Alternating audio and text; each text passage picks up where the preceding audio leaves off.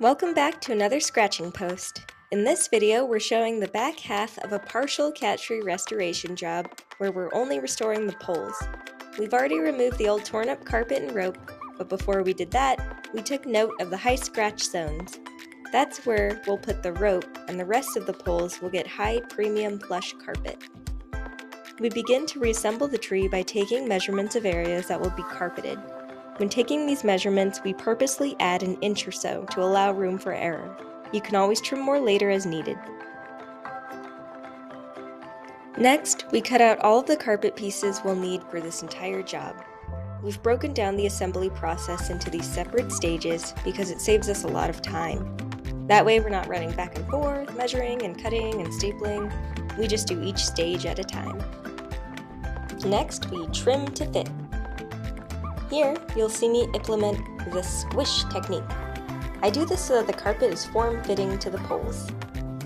Once the carpet is form-fitting, we make sure to trim down the seam so that it's well hidden.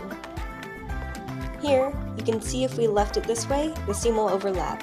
We prefer to hide it for a more elegant look.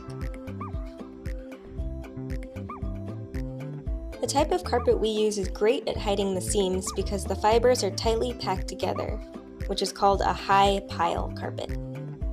We're careful to preserve the entire length of the fibers at the edge of the cut by folding down the fibers as we cut.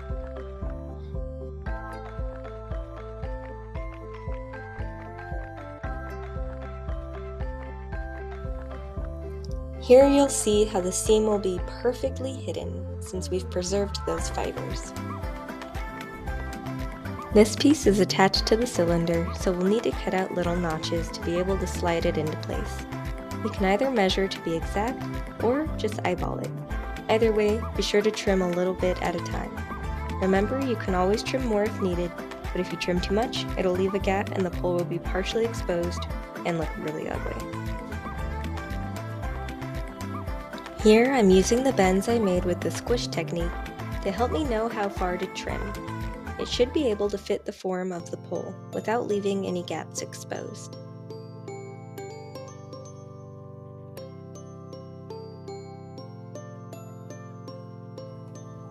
This side is ready for stapling. Before we move on to the next stage, we'll repeat the trim to fit process on the rest of our carpet pieces. Here again is the squish technique.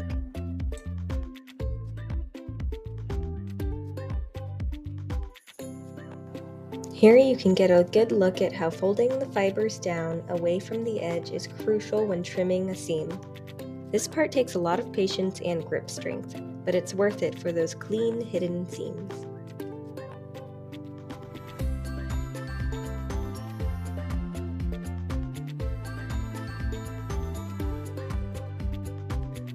Sometimes you can use a prior trimmed carpet piece as a stencil for the other side, but this one is at a slightly different angle, so we'll have to cut this one uniquely.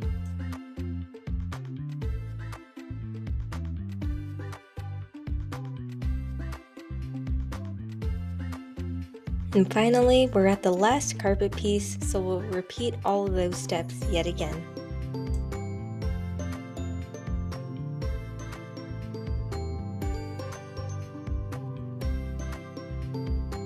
Now that is a beautiful seam.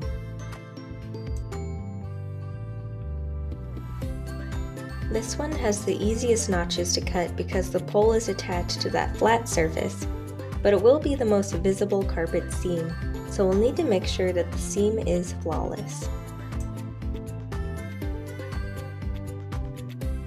Next, we'll get our glue gun fired up and our stapler ready. Stapler also doubles as an excellent dumbbell. Shout out Ryobi. Now we have two different length staples. We typically use the long staples on thicker wood and the shorter staples for thinner wood or particle board. For these poles, we'll be using the longer staples. Here I'm separating the carpet fibers and trying to staple in between them for a clean, unblemished finish. We'll staple about twice on top and bottom of each side of the pole. For areas that the stapler can't reach, we'll go ahead and glue those parts down.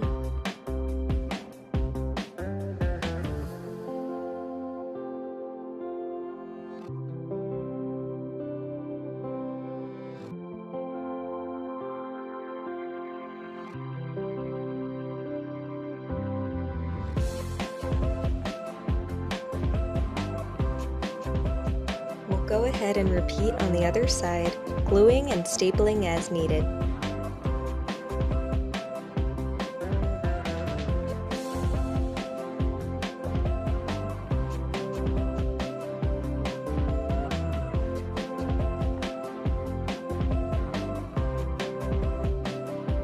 Here, you'll see I've decided that keeping my eyesight is important to me, so I put on safety glasses.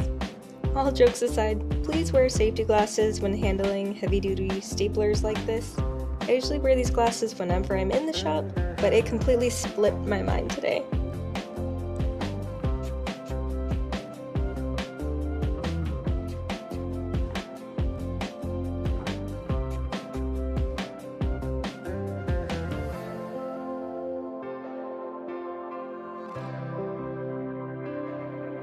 Next, we'll be putting on new rope. We use a high-quality 3/8 inch Manilla rope. This rope is great because it's made of plant fiber, so not only does it look gorgeous, it's really strong too. We start the roping process by wrapping the rope around the pole a bunch of times. Then, we glue down and staple the very top of the pole. Remember to be careful and not burn yourself with the hot glue, and be mindful of where you set the glue gun down. We use a spare little piece of cardboard to catch any drippage from the glue gun.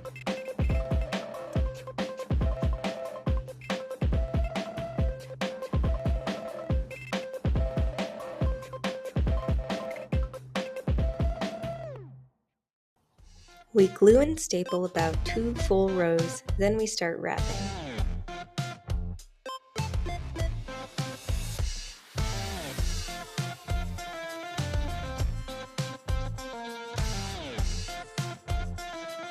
As we wrap the rope around the pole, we make sure to pull it very tightly.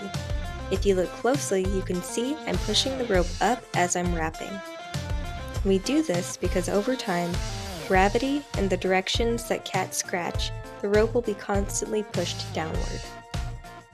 By pushing up as we wrap, the rope has the least slack possible to be pushed down, so it will last a lot longer. We continue this all the way down until the rope meets the carpet. Then we snip off the end and glue and staple the final row that's touching the carpet.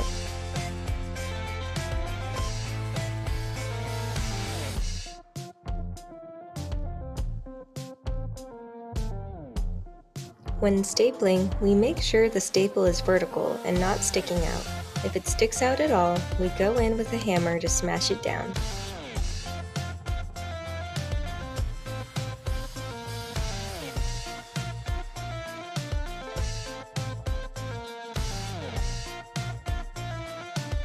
We'll go ahead and wrap the remaining poles using the exact same techniques.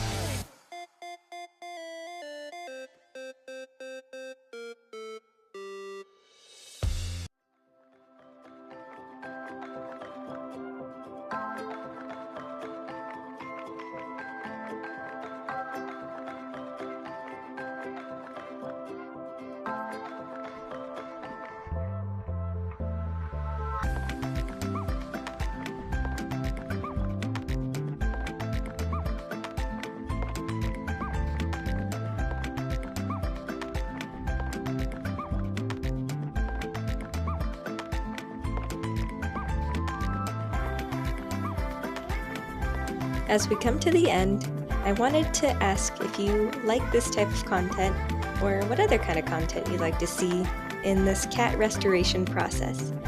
We have some ideas coming in store, so stay tuned.